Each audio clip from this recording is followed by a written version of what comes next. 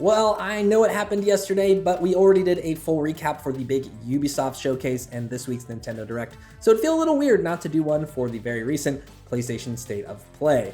Obviously, compared to the other two, this isn't the same caliber of tentpole showcase, but that doesn't matter because this week's PlayStation State of Play still managed to show up with some incredible trailers and some pretty cool announcements. So to get right into this, PlayStation kicked things off with a cold open featuring the official announcement trailer for Tekken 8, which is looking very impressive technically with tons of detail. We got to see Kazuya Mishima and Jin Kazama trading blows on what seemed like the top of a volcano. In an official PlayStation blog post, Tekken's chief producer, Katsuhiro Harada, wrote that the trailer wasn't a pre-rendered cutscene, but instead real-time render footage at 60 frames per second, similar to how you would experience the game in versus battle modes. So yeah, a lot going on in this trailer between the environment effects and the intricate details on the character models. Combos are looking pretty familiar here, and Tekken 7's really incredible slow motion feature is obviously back. However, the trailer made it seem like slow-mo might not be applied to just the end of a match as it's been previously,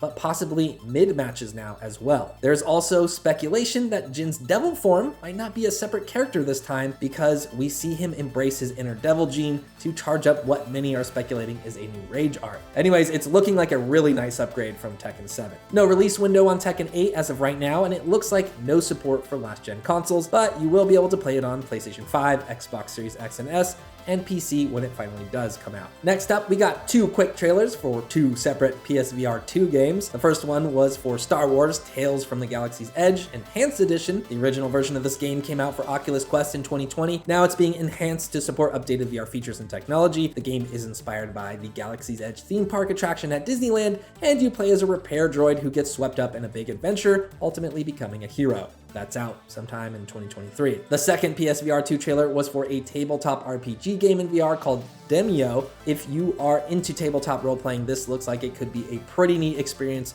where you can actually see the dungeon you're in, as well as game pieces and animations for attacks and things like that. I believe this game was originally released in 2021. Ars Technica reviewed it and loved it, and now it's coming to PlayStation VR 2 eventually. Next, we got a really nice surprise from Sega. Like a Dragon Ishin is a remake of Yakuza Ishin that came out in 2014. It is finally being released outside of Japan on current and last-gen consoles, as well as PC in February of next year. The game is set in a fictional 1860s Kyoto and inspired by the true historical figure Sakamoto Ryoma, who is largely credited with rebelling against the Tokugawa shogunate, inciting a mass political reformation across Japan. What's fun is in this game, recognizable characters from the Yakuza franchise take on the roles of historical figures to tell the story, and needless to say, Yakuza fans are pumped. Again, that's out next year in February. The next game Sony showed off is one we have seen before, but this Hogwarts Legacy trailer is actually spotlighting a quest in the game that will be exclusive to PlayStation consoles. I'm sure a lot of us have feelings about that. It's called the Haunted Hogsmeade Shop, and it's about a haunted shop that traps people. The quest will include an additional dungeon, a cosmetic set,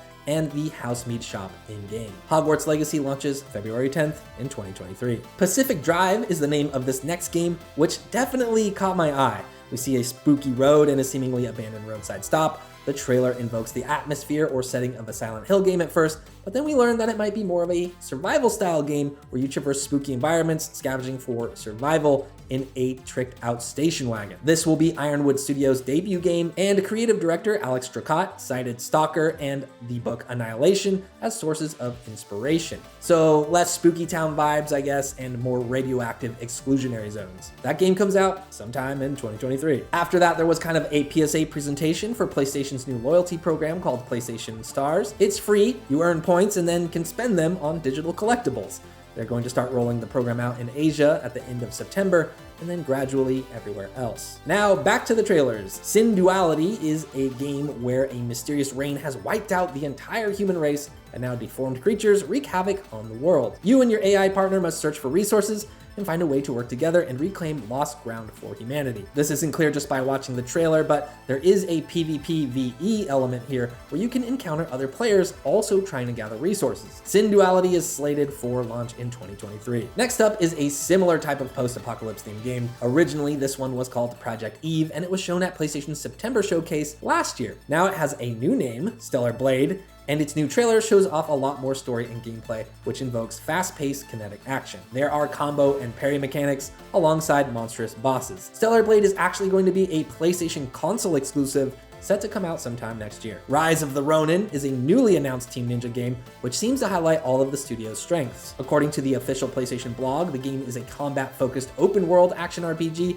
that takes place in Japan at a time of great change. You play as a lone Ronin who wields blades and firearms while navigating the political turmoil between a new world and those clinging on to traditions of the past. Rise of the Ronin is also a PlayStation console exclusive, but it isn't slated for release until 2024. Next up, there was a hardware reveal for a God of War Ragnarok custom controller, which looks pretty awesome, admittedly, and then we got an all-new trailer for God of War Ragnarok, which is less than 2 months away from launch. The new trailer for Ragnarok is easily the best one we've seen for the game so far, revealing tons of plot points for the game story and showing off even more gameplay. This game will of course close the book on Santa Monica Studios' Norse saga for the God of War franchise, so the stakes feel pretty high. We already kind of knew that Kratos and Atreus would bring on Ragnarok, the Viking lore equivalent of a doomsday, but now we have reason to question Atreus' motives. The trailers start off with Atreus saying, "Everyone keeps secrets. Sometimes it's the only way to protect the ones we love." And then through a dialogue exchange, we are kind of led to believe that Atreus is leading the quest for Ragnarok actually as a means to protect Kratos, his father. We also see shots of Odin and the Valkyries Hrist and Mist, and then a combat scene with Thor, all of whom, of course, are likely trying to stop Kratos and Atreus from kicking off Ragnarok. We also see the father-son duo teaming up with the Viking god of war Tyr and a giant wolf who in Norse mythology is actually Loki's son, Fenrir. The trailer closes with some incredibly epic shots, including this one where Atreus fires an arrow into an eclipse, which seemingly tears the sky apart. And all in all, it's pretty exciting. Certainly a hell of a way to end a 20-minute state of play. I was certainly surprised by how good this showcase was. Easily one of the best PlayStation has put on in a while. You know, not counting the longer kind of digital showcases or E3 style showcases that PlayStation tends to do yearly.